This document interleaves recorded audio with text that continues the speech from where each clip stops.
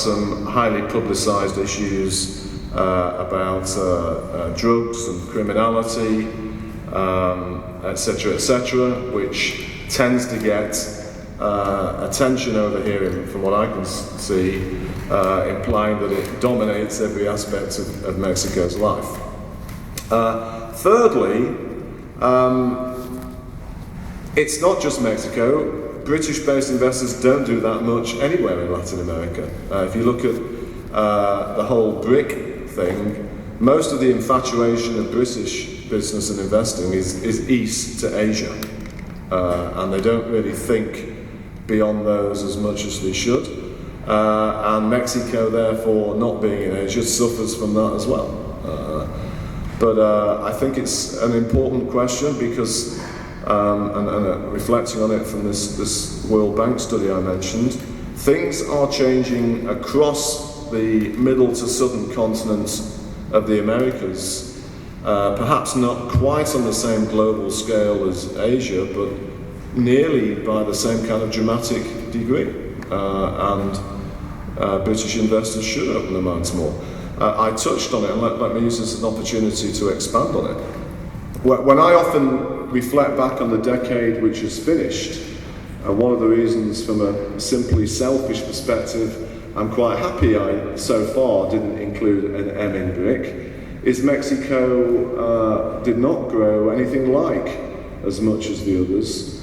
And one of the reasons I think why that is the case, it's got nothing to do with some of the popular challenges Mexico faces internally. It is simply because of China appearing on the scene in a huge way as the world's low-cost exporter. I often find myself thinking, indirectly, China reduced some of the benefits of NAFTA that otherwise would have happened.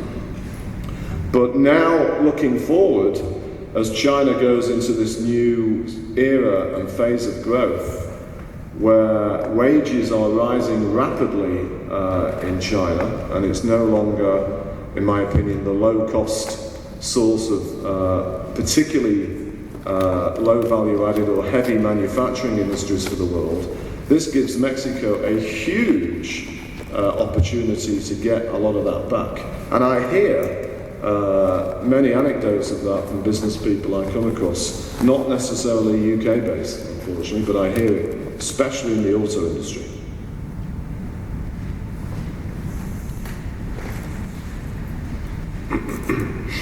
Thank you, Jim. Fascinating, really.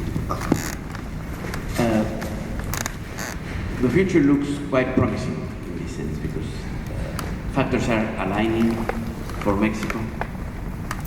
But what's missing? You already said what was missing the previous decade, of course, China and the manufacturing cost. But today, Mexico is quite competitive vis-a-vis China in terms of manufacturing. What would be missing?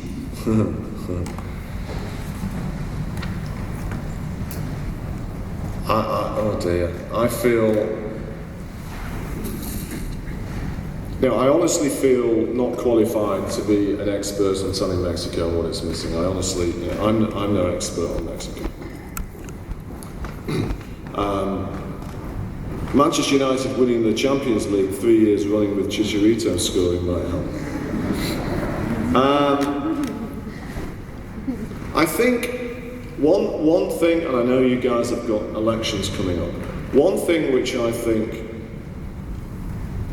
which on the little I read about it, it strikes me as potentially quite encouraging, would be a change in the governance and role of the energy companies.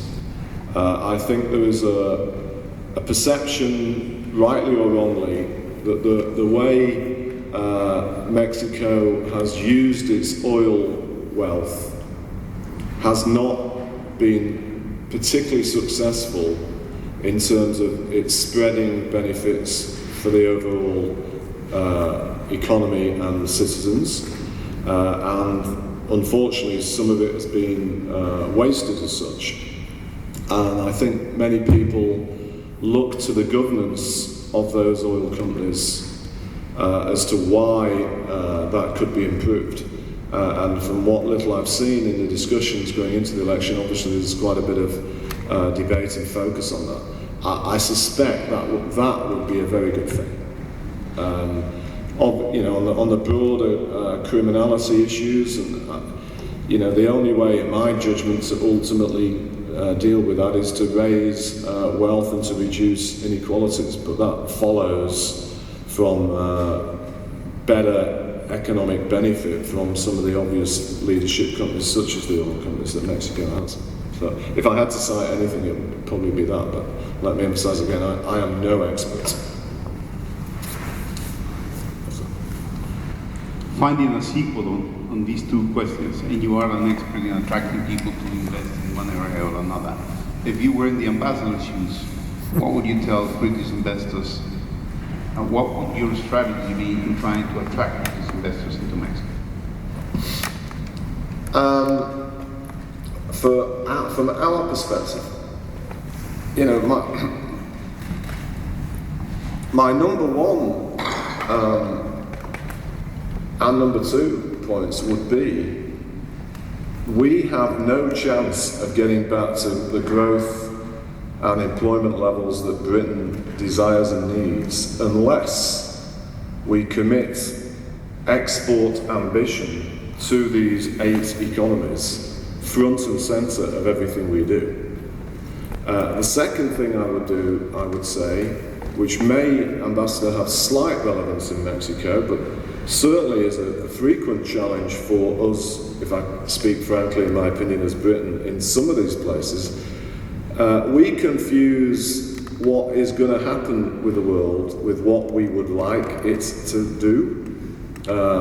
As a tangential aside, I am frequently advised by British people that I should drop the R in BRIC because we don't like the way Russia is governed. But if you look back on the charts here, we'll see them later, this decade, Russia, even with its challenges, which are quite considerable, Russia will contribute more to the world economy than the whole of the Eurozone put together. Yet, we go around saying, we don't like Russia. If we don't like Russia, that's fine. You don't get, from my experience when I travel around, other countries that do quite successful business in Russia saying the same. We had a bit of that issue when the Chinese premier came over here. And so we have to put the context of Mexico's challenges, of which perhaps corruption and drugs are some of them, in the context of where Mexico's life is and where Mexicans want Mexico to go, rather than necessarily what we believe should be some holy grail of British-style governance for every country in the world. I think that is a part of the fundamental dilemma we have in being more successful in a number of parts of the world. Now I'm going to get told off by the ambassador.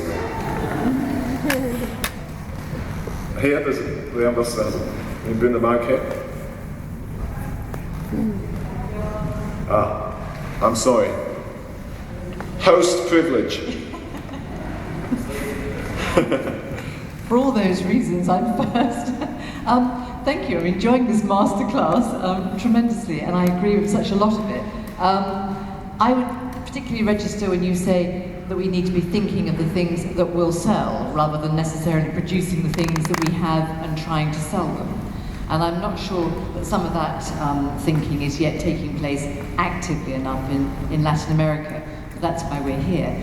My question is actually about green growth. And I wonder to what extent your charts and your prognosis were taking account of some factor of people introducing a degree of greater energy efficiency or increased costs in order to reduce emissions.